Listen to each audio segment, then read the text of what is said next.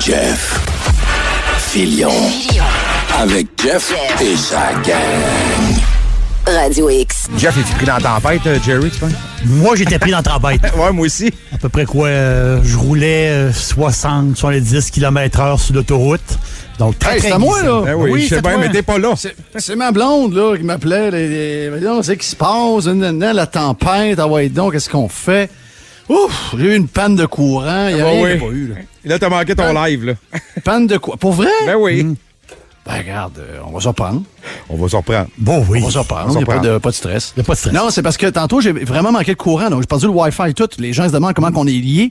On est liés par Wi-Fi. Là, c'était, OK, je fais quoi, là?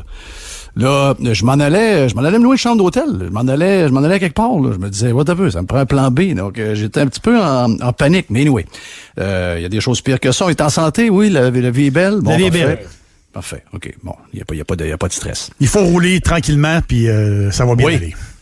Écoute, c'est 20 cm qui va tomber. Comme je le disais hier, les vents vont tenir le même rythme pour tout le temps que ça va tomber. La bonne nouvelle, c'est que vendredi, finalement, le système s'est tassé vers le sud. Donc, au lieu d'avoir un autre 10-20 cm, on va avoir 5 cm. Mais il y a un autre système en début de semaine prochaine. Là, lui, il pourrait augmenter un peu, mais c'est peut-être loin, là. Mais lui, on sera plus aux alentours du 25. Donc, aujourd'hui, 20. Faut passer à travers ça là. Donc, aller gratter souvent. Puis après ça, on aura un peu moins vendredi et une bonne bordée pour le début de la semaine prochaine. Donc, c'est ça qu'il y a au menu. Écoutez, on est habitués, nous autres, on est fait fort. Regardez ce qui se passe au Texas et dans bien des endroits où c'est le bordel en ce moment. Ils ont pas de courant, ils gèlent, ils sont pas équipés comme nous autres, ils ont rien. Au moins, regarde, on va se compter chanceux. On est des gens faits fort, mais on est surtout des gens qui sont préparés à avoir ce genre de température-là. Et il faut dire que cet hiver, on a quand même été pas mal épargné. Mon nom est Jeff Fillion, c'est mardi gras aujourd'hui. Jerry est content de savoir que tu es arrivé en sécurité. Même chose pour JC qui part toujours de loin. Puis JC fait, je sais pas si dans ces journées-là, tu fais 2 fois la ride, mais c'est quand même non. non, hein, c'est ça, tu restes un peu plus safe. Ouais. Aujourd'hui, mardi gras, beaucoup de stock. Yann Sénéchal est stand-by pour je vous dirais un paquet de nouvelles parce qu'on a un genre de point de presse un peu bizarre qui s'en vient à 5 heures. Ce qu'on décortique entre les branches, c'est qu'il n'y a pas grand-chose à annoncer, mais on sent comme le besoin de toujours faire de la TV. Je sais pas c'est quoi cette maudite patente-là. Quand vous avez rien à nous dire, pourquoi vous prenez pas un break jusqu'au temps que vous nous annonciez que c'est terminé? Il me semble que ce serait peut-être mieux. Parce que la seule chose que ça fait, ça nous met plus en sacrement. Les gens qui le sont déjà. C'est pas correct. Ben oui, mais il y a du monde de même, là. Il y a du monde qui sont plus capables. On n'est pas tous faits pareil. Il y a des gens qui sont plus capables d'endurer ça. Et je vous dirais que même le groupe de gens insatisfaits pour le gouvernement, on dirait qu'à chaque fois qu'ils font un point de presse où ça tourne en rond puis ça nous annonce que finalement ça finit pas, le nombre de gens insatisfaits grandit. Donc, moi, si j'étais eux, je suis pas eux autres, je suis pas dans leur équipe de communication, mais j'arrêterais ces points de presse-là et je commencerais à en faire seulement quand il y aura des bonnes nouvelles. Ouais. Donc, c'est ça qui étire. Dans un des points de presse, ils vont nous donner de l'espoir. On va regarder ça le 22 février. On regarde ça, oui. Après ça, ils nous en font 1, 2, 3 semaines plus tard pour nous sacrer des bâtons dans les genoux. Non, ça va être après à relâche. Tu sais, c'est ça qui est tannant. Alignez-vous, puis... c'est surtout que les chiffres, là, les chiffres... En passant, c'est très, très vrai que j'ai demandé à DH d'avoir comme chroniqueur Léo qui était sa coche aujourd'hui, comme ça se peut pas, je veux le saluer. Moi, tous les défenseurs, il niaise là, quand il dit qu'il de centre droite, là. Moi, que quelqu'un soit de gauche ou de droite, s'il défend la liberté, c'est mon ami. Ouais. OK? Si on a cette valeur commune-là, il y a bien beau être l'hyper-socialiste. Puis, j'étais d'accord avec lui tantôt sur les coûts d'Hydro-Québec, les grosses compagnies par rapport au monde, le fait que nous, on paye TPS, TVQ, les compagnies en payent pas, qui mettent ça dans le dépenses, que nous autres, on peut même pas mettre ça dans nos rapports d'impôts. Regarde, vois-tu, des fois, on est capable de se rencontrer dans un chemin qui se croise. Mais moi, juste vous dire que Léo, j'ai aimé son discours tout à l'heure parce que c'était un discours d'homme qui a une valeur qui lui est profonde, qui est la liberté. C'est pour ça qu'il a parlé des écoles, il a parlé des médias, il a parlé de tout ça. Donc, Léo a fait un pitch extraordinaire. C'est pour ça que j'ai dit à DH tantôt, maintenant qu'il était live avec, je dis, tabarnache, Léo est en feu. Je le prendrais bien comme chroniqueur. J'ai dit, lâche-le pas, moi le ramasser. Mais tout ça pour vous dire que tantôt, Léo a parlé, puis après, Camille a donné les chiffres. Les chiffres sont... Tu sais, je suis en échange avec, depuis que les chiffres sont sortis, avec Yann Sénéchal, on a une discussion dans un groupe COVID pour l'info qu'on trouve et tout ça. Et je sais pas ce qui se passe. Sérieux, c'est insultant. On peut les donner peut-être 669 nouveaux cas. Là, ça baisse de 100 à chaque jour quasiment. Là. 6 décès dans les 24 dernières heures. 771 hospitalisations, une baisse de 33. 134 personnes aux soins intensifs, une baisse de 2. Et voilà, c'est pas mal ça. Là. Non, donc je ne sais pas si Yann veut se joindre à nous autres tout de suite et on peut le prendre avec nous. Excuse-moi. Yann, je sais pas si c'était là, mon ami Yann, mais garde, tant qu'on aide dans les chiffres, on va en parler tout de suite. J'avais un paquet de petits sujets avec je peux t'en donner Jerry, une couple. Ouais, vas-y donc, regarde, t'es bon là-dedans, vas-y, avec ce que t'as. Écoute, ce qui est important, c'est toujours les nouvelles hospitalisations, plus que les hospitalisations en cours. Là, on le voit, là, ça arrête pas de dropper les hospitalisations en cours d'une manière vraiment spectaculaire. Là. Je fais le résumé de la dernière semaine. Moins 22, moins 44, moins 25, moins 37, moins 7, moins 1, moins 33. C'est tous des moins, puis des double digits bien souvent. Là. Puis la raison, c'est fort simple, c'est que présentement, on est sur un rythme qu'on a juste 32 nouvelles hospitalisations à chaque jour pour la province au complet. V'là 3 semaines, t'en avais 100 à peu près par jour. Ce qui fait, puis on le sait, là, une hospitalisation dure en moyenne 2 à 3 semaines. Donc, si on fait des petites projections bien simples, là, avec les écarts qu'on voit, là, je me suis amusé à faire un petit fichier Excel. Là. Normalement, dans 2 semaines, là, on va avoir à peu près 350 hospitalisations au Québec. Normalement. À moins donc la moitié de ce qu'on a. Exactement. Non, à moins qu'il arrive de quoi, là, de ben grave. Mettons que les variants... Non, ça arrivera pas, là, mais vous comprenez un peu la game. On est vraiment sur une passe où ça va super bien. Puis là, on dit, OK, les hospitalisations. OK, on peut regarder d'autres choses. On peut regarder les cas de la Ville de Québec, par exemple. Pourquoi la Ville de Québec est encore confinée? La Ville de Québec, c'est 32 cas par jour présentement. Pas des hospitalisations, des cas. 32 cas par jour, ça c'est une moyenne mobile. C'est les chiffres du 4 septembre. 4 septembre. Quand même. On était très libre le 4 septembre. Ouais, OK, mais est-ce qu'on teste autant? Ben, la réalité, c'est qu'on teste plus présentement parce que pourquoi excuse Yann, pourquoi tu me dis ça, j'ai le goût de me réjouir, puis j'ai pas ce feeling-là. On dirait que ça me met en... Regarde, je vais le dire en québécois, on dirait que ça me met en crise. Tu me dis ça, puis j'ai en crise. Alors que je devrais me réjouir. Parce que tu sais que le premier ministre, il rouvre pas les valves. La réalité, c'est qu'on était extrêmement libre le 4 septembre. Taux de positivité, 1,5 %, c'est les chiffres du 30 août. Oui, je viens de parler du mois d'août. Là. On a les chiffres du mois d'août en termes de taux de positivité dans la capitale nationale. C'est l'enfer. Puis même, on dit tout le temps, Montréal, on n'est pas sûr. Prends la province au complet. Je reviens avec les hospitalisations, 32 par jour. C'est des chiffres du 21 septembre. Ouais. 21 septembre, il y avait personne de confiné. Il y avait tout le monde, tous les restos étaient ouverts partout dans la province de Québec. Si tu regardes la période de déconfinement, parce que les hospitalisations, on peut faire la comparaison, il n'y a pas de problème de dépistage, on a vraiment juste des vrais chiffres. C'est les chiffres du 5 juin. Savez-vous à quelle date qu'on a déconfiné les restaurants? Puis by the way, si vous vous en rappelez, on les a déconfinés beaucoup trop tard. On a déconfiné les restaurants le 15 juin. Fait que là, normalement, là, avec les chiffres qu'on a aujourd'hui, là, si on se remet au printemps, avec un premier ministre aussi courageux qu'au printemps, là, on serait à 10 jours du déconfinement total. Moi, mais au printemps, là, l'histoire, la différence entre aujourd'hui et le printemps, c'est pas parce qu'on avait un PM qui était brave.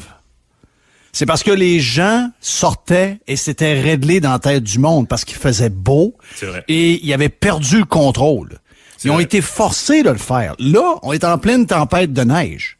On s'entend que on n'est pas en tempête de neige, puis qu'on est, il fait 15 degrés dehors, soleil, une petite brisoute. On va dire de quoi? Il a bien beau faire ses conférences puis nous dire que la semaine de relâche, ça va être comme lui décide. Ça serait pas de même. Moi, je me rappelle d'avoir raconté au printemps comment les gens commençaient à désobéir au niveau des règles. Moi, je trouvais ça de toute beauté parce que c'était dans des parcs. Ouais. Les jeunes jouaient au volleyball, les jeunes jouaient au baseball, ça jouait au soccer, ça vivait. Puis moi, je trouvais ça beau. Je me disais, calif, c'est le fun de voir les jeunes s'amuser. Mais je savais que c'était de la désobéissance civile.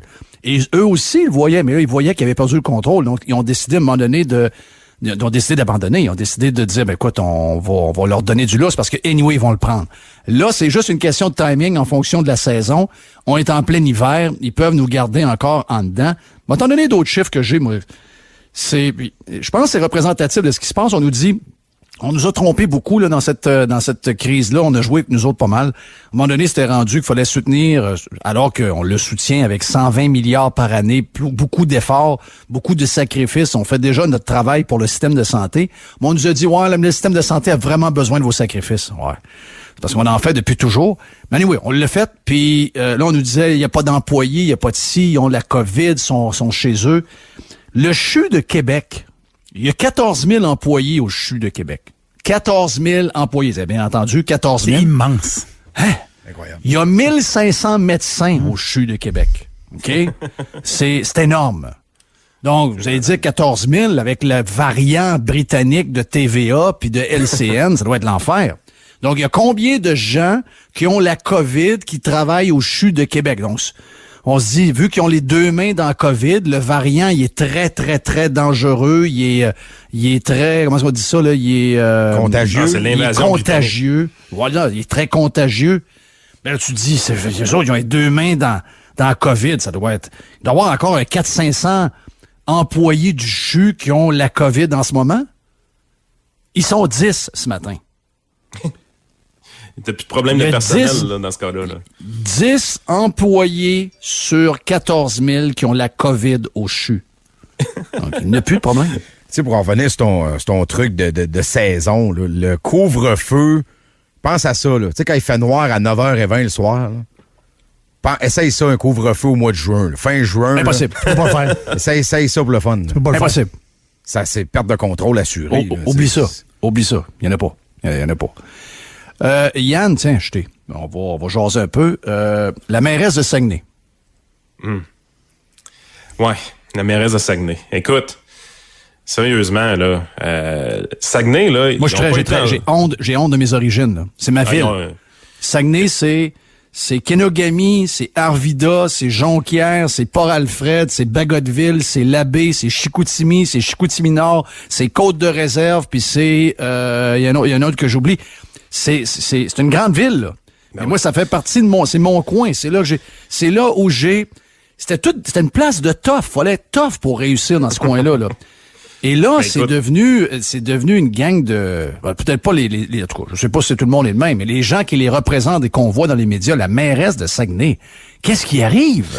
Ben, ils checkent pas les chiffres parce que dans leur tête, tout ce qu'ils voient, c'est que Québec est encore en rouge. On n'est clairement pas dans une situation de zone rouge. C'est le gouvernement qui nous garde arbitrairement dans une zone rouge, mais on a des chiffres de zone verte. T'as peu. Wow. C'est pas une... Oui, je comprends ce que tu dis là.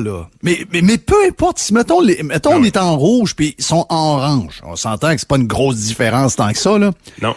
Elle veut envoyer, elle demande à ses citoyens de vérifier l'auto dans la cour du voisin et si jamais il y a un char avec un collant d'un concessionnaire de la région de Québec ou d'une région alentour de Québec, d'appeler la police va y aller. Ben écoute, j'ai vécu la même chose un peu dans une entrevue au Bas-Saint-Laurent à Rimouski. Ce que l'animateur me contait, c'est que les gens téléphonaient à la station en disant « Ça n'a pas de sens, on a trouvé des papiers de Burger King sur le bord de l'autoroute 20, puis il n'y a pas de Burger King au Bas-Saint-Laurent. » Tu sais, à un moment donné, tu dis « On fait vraiment capoter du monde. » Puis les gens, je te dirais, ce qui est vraiment plus insultant avec Saguenay-Lac-Saint-Jean, là, on va le dire en toute honnêteté, là, eux autres, ils n'ont pas été en zone rouge à l'automne. Là. Ils ont été en zone triple black, dans le sens c'était la pire région du Québec. Ouais. Puis c'est qui est venu leur porter main forte? Oui. Éventuellement. Oui. Puis vous voulez pas nous voir dans votre région pour venir dépenser des sous chez vous, là? On a eu des gens de Montréal qui sont allés sauver l'hôpital d'Alma. Exact. Et on a eu des malades qui ont été transportés puis qui ont mis des problèmes dans les hôpitaux de Québec. Exact. Et je vais vous dire une affaire, il était pire que nous autres, puis jamais on a pensé à Québec mettre des polices à la sortie du parc pour les empêcher de rentrer. Jamais. Exact. Non, puis c'est complètement stupide. Je veux dire, quelqu'un qui regarde les chiffres, il trouve ça complètement déraisonnable. Même Montréal, ils sont pas dangereux présentement, ils sont pas ultra contaminés. C'est vraiment tranquille la paix.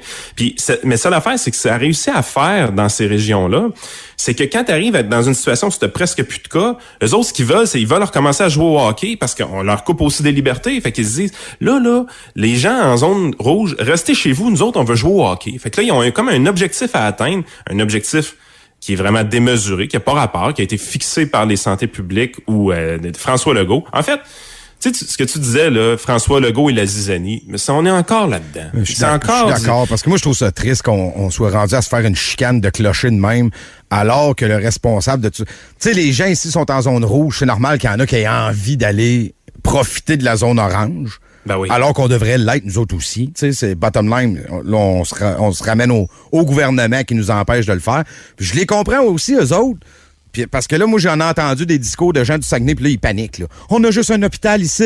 Puis là, le monde ils ont l'impression que zone rouge, ça veut dire qu'on est débordé d'infestés. On est infesté bord en bord. Il y a quelque chose qui griche l'enfer. Oui, c'est moi qui okay. le fil qui a décroché. Mais tu comprends ce que je veux dire? C'est le go. Là. Je trouve ça triste qu'on soit rendu à chicaner entre régions. Non, c'est l'enfer. Alors que la zizanie, c'est pas le Saguenay, puis c'est pas nous autres qui l'a mis, c'est le gouvernement. Là, on est dans une zone rouge, on devrait pas l'être. Bottom line, c'est ça. Là. Puis le grand problème de François Legault présentement, c'est que les chiffres vont continuer à s'améliorer dans les prochains jours. Ah oui. Je veux dire, ça devient insoutenable sa position de garder tout ça fermé. Aujourd'hui, on va peut-être nous annoncer des petites affaires. Vous allez pouvoir être 8 sur la patinoire extérieure. Je vais te faire une petite confession, là. Puis je sais pas si je devrais le dire, mais c'est pas grave, je vais le dire pareil. Là.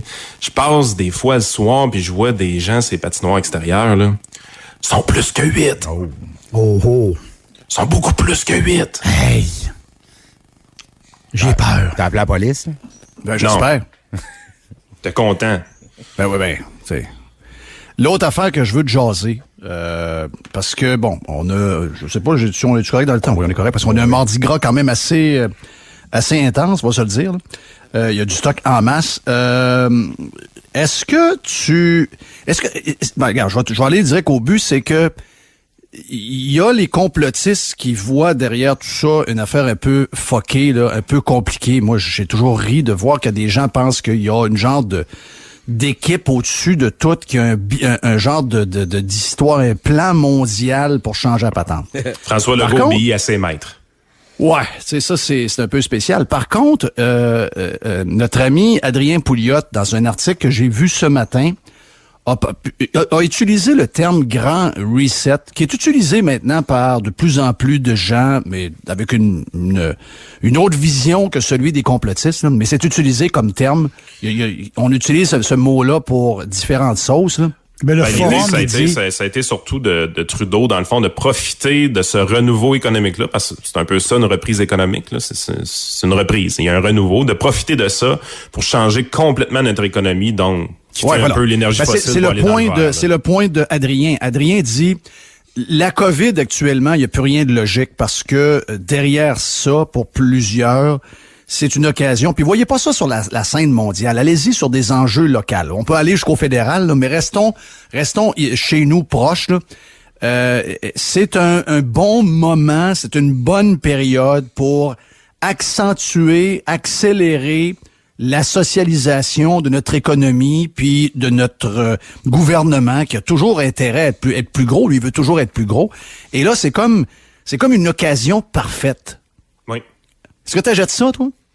Ben, il y a des gens qui pensent ça pour de vrai, parce que c'est pas nouveau, c'est pas unique à cette crise économique-là. À toutes les crises économiques, il y a des gens qui essaient d'en profiter pour tirer la couverte de leur base. C'est humain de faire ça. Puis il y a des gens qui sont très, très pro-gouvernement. Au Québec, c'est le paradis du socialiste ici, là on s'entend. Là. On est les meilleurs socialistes de l'Amérique du Nord. Là. Fait que c'est sûr de voir que des gens tirent la couverte de leur base pour dire on va stimuler l'économie avec plus de subventions, plus de décisions gouvernementales, on va décider qui sont les gagnants, qui vont être les perdants en économie. C'est le wet dream de tout politicien québécois. Fait que de penser qu'il y a des gens qui pensent pas ça, ce serait archi faux. C'est sûr qu'il y a des gens qui pensent à des affaires. Les gens qui pensent à ça, il y a beaucoup de gens qui pensent à ça. Sauf qu'ils ont peur de parler de ça parce que à cause du champ de mine qui a été bâti par une couple de gens un peu durs à suivre. Oui, un peu de freak, on va le dire. Et ce champ-là est bourré de mines, donc tu veux pas aller là parce que tu veux pas tomber dans ce discours-là. Par contre, à petite échelle, on se rend compte que ça sert à un agenda pour les politiciens qui sont, somme toute, peu importe le logo qu'ils ont sur leur jaquette. Ce sont des gens qui veulent plus de pouvoir, qui veulent un plus gros gouvernement, qui veulent se mettre les mains dans à peu près tout. Et ça a accéléré un paquet de choses à un point où peut-être qu'on n'a pas le goût tant que ça de changer le plan rapidement parce que ça a l'air à déranger des gens que le virus s'en va. Là. Est-ce que je rêve de voir que ça indispose les médias et les politiciens que le virus est en train de disparaître par lui-même? Ben oui, parce que, veux pas, ça leur a donné un pouvoir puis une attention médiatique très, très grande pendant ce temps-là. Puis ils ont trippé pour de vrai, je veux dire. Là. Regardez la cote de popularité de François Legault, il est zéro inquiet pour ses prochaines élections. Son électorat a changé complètement, mais il s'en rend pas compte, on dirait. Tu sais, avant ça, oui, il y avait beaucoup plus de X de la région de Québec, par exemple, qui étaient prêts à voter pour lui. Là, il y en a beaucoup moins, mais il y a plus de boomers du 4-5-0 qui sont favorables maintenant. Tu sais, son électorat s'est modifié, mais ses taux sont encore super élevés. Fait que c'est sûr qu'il est content puis qu'il trippe sur ce scénario-là. Puis maintenant, il veut plus faire plaisir à sa nouvelle clientèle, si on veut. Il a carrément changé de clientèle dans cette crise-là. Donc, au niveau politique, il aime l'idée. Puis, ce qu'il aime beaucoup, puis on s'en cachera pas, avoir tous les médias du Québec qui lui mangent dans la main, je veux dire, entre toi puis moi, Jean Charest, il aurait pris ça demain matin. Là. Il y a pas beaucoup de politiciens qui refuseraient l'idée. Ils ont été achetés. Écoute, ils ont acheté. C'est carrément ça. Puis on va avoir beaucoup de difficultés à voir ça partir. Puis j'ai l'impression que le gouvernement est pas prêt non plus parce que là, oui, t'as l'excuse de la COVID pour envoyer plein de pubs à tour de bras, puis avec les gros budgets, puis là, t'es carrément acheté de cette façon-là. Mais là, d'un coup que la COVID s'en va, comment je fais pour garder ma main mise sur ces médias-là? Parce que ça, ils voudront jamais lâcher ça. Regardez ce qui est arrivé au fédéral avec Radio-Canada. C'est pas vrai que Justin Trudeau va diminuer le financement de Radio-Canada. Puis les conservateurs, leur plus gros problème depuis plusieurs élections, c'est qu'ils veulent couper le financement de Radio-Canada. Ça leur nuit tout le temps. C'est pas bien compliqué ce qui se passe au fédéral. Ben, c'est sûr qu'elle doit voir le provincial aller. François Legault voudra pas perdre sa main mise sur les médias. Mais là, c'est avec quelle excuse il va être capable de financer les médias de la manière qu'il le fait présentement. C'est ça qui est à déterminer. Puis je pense qu'ils se font prendre de court un peu parce que c'est en train de quitter trop vite cette affaire. Oui, ben c'est ça. C'est le feeling qu'on a. On voit la genre de... ça fait un peu débile, là, je veux dire, la manière qu'on se comporte les médias, d'aller chercher les plus freaks, des, entre guillemets, experts, qui nous disent qu'un tsunami s'en vient, qu'on va péter les 4000 cas dans quelques jours, que ça va exploser. On est dans le complot mur à mur, là. On n'est pas dans la science, on est carrément dans le complot, et ils sont là, eux qui se sont moqués pendant des mois et des mois des complotistes, ils le deviennent en ce moment. Écoute, tu penses à PKP qui met des drapeaux de Union Jack partout sur ses infographies, puis qui voit l'invasion, je veux dire. Non, on est dans le complot. Les médias de Québécois sont dans le complot mur à mur en ce moment. Ça en devient drôle, mais ça nous montre quand même que après aplatir la courbe, sauver des vies, le système de santé, etc., est-ce que ceux qui pensent que pour justement étirer cet agenda-là, pour aller de plus en plus vers ce qu'on parlait il y a quelques secondes, est-ce qu'on s'en va vers la volonté du zéro COVID qui est de plus en plus jasé, non pas dans le monde, mais dans les médias et beaucoup au Québec? Est-ce que le zéro COVID, c'est ça qu'ils ont en tête? Ben écoute, c'est une voie de sortie de leur côté, mais si j'avais à leur donner un bon conseil, s'ils veulent une crise plus potable pour continuer leur niaiserie, retournez avec les changements climatiques. Là. Vous voyez bien que ça achève la COVID. Là. Ça va être dur d'étirer ça. Je regarde l'assaut des restaurateurs, l'ARQ, là, ils viennent de sortir justement un communiqué, puis les autres, ils veulent avoir un plan. On s'entend-tu que ça n'a pas été les plus toughs à date, là, la gang des restaurateurs? Là, ils veulent avoir un plan, ils veulent avoir un cadre structuré, mesuré, pour ouvrir les restaurants. Puis là, je te parle, c'est partout au Québec. Il y a pas les autres, ils demandent ça, là. Il n'y a pas de couleur, Oui. là. Il n'y a pas de patente de couleur dans le mélanger, là. Ils veulent un plan du gouvernement pour dire, on va fixer une date, puis à partir de là, on va pouvoir accueillir des gens dans les restaurants, puis oublie les régions, oublie les couleurs, n'importe quoi. Donc, c'est l'ARQ qui vient de sortir ça. Donc, moi, je te dis que le gouvernement, tranquillement, pas vite, va commencer, peut-être d'avoir... Ça va être plus tough et tiré à patente, là. Je sais qu'on est le 16 février, mais ça va vite pareil, là. Ça veut dire, on arrive dans le mois de mars, puis après ça va vite, là. Ben, c'est surtout que on remplace, tu sais, je reviens un peu aux chiffres que je vous ai donnés au début. On avait, là, 3 semaines, 100 nouvelles hospitalisations par jour. Là, on remplace ça par 32 nouvelles présentement. Oui. Fait que les chiffres pour les 2-3 prochaines semaines vont continuer de s'améliorer. Ça peut pas aller autrement. Pour leur affaire, il manque de malades. Ça commence. Puis en fait, le virus manque de place à aller. C'est ça qu'on voit, là. Tu sais, il y a plus de place à aller. Donc, il y a des gens qui se sont immunisés. Il y a le vaccin à travers. Il y a une certaine discipline, c'est clair. Donc, le virus trouve plus de place à aller. Et ça, malheureusement pour eux autres, le show va finir.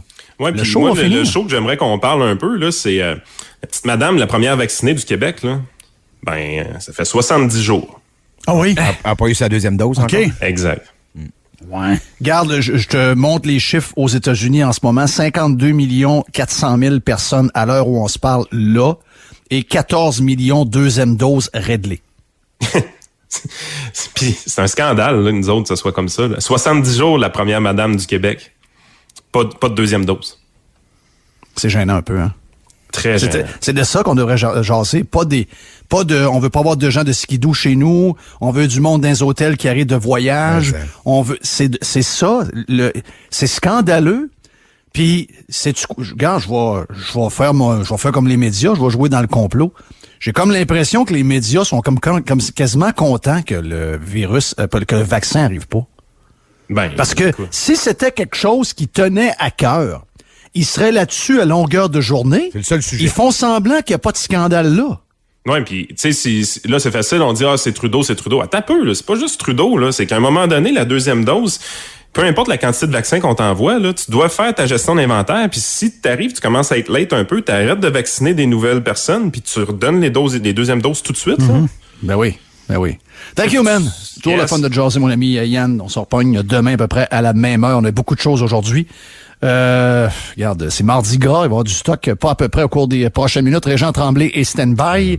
On va parler avec Reg. J'ai peut-être juste 2 petits trucs de circule, Jeff, aujourd'hui. Vas-y. Justement, si vous avez des choses avec les conditions routières, 670-9098, vous gênez pas. Vas-y, JC. Sortie de route Laurentienne, direction sud, à la hauteur du boulevard Louis XIV, la voie de gauche qui est bloquée. Et pour la traverse de bateau, la traverse Québec-Lévis, on dit que c'est difficile. La traversée est plus longue qu'à l'habitude et on est en train d'évaluer, voir si on va arrêter ça pour la journée. Là. Ouais, ça peut être une bonne idée. Là. Effectivement, donc vent et poudrerie, de la neige aux alentours de 20 cm. Vous savez ce que ça fait. Donc, on a pour la journée. Donc, soyez extrêmement prudents. La bonne nouvelle, c'est que vendredi, la tempête qui était annoncée, elle est comme diminuée. C'est Carlos Ramirez qui m'a envoyé cette bonne nouvelle-là. Donc, 5 cm seulement pour vendredi au lieu de 15 à 20. Mais il faut passer à travers cela aujourd'hui. Soyez extrêmement prudents sur les routes. On vient avec Régent Tremblay dans un instant, ici même sur Radio X. Jeff Fillion. Radio X.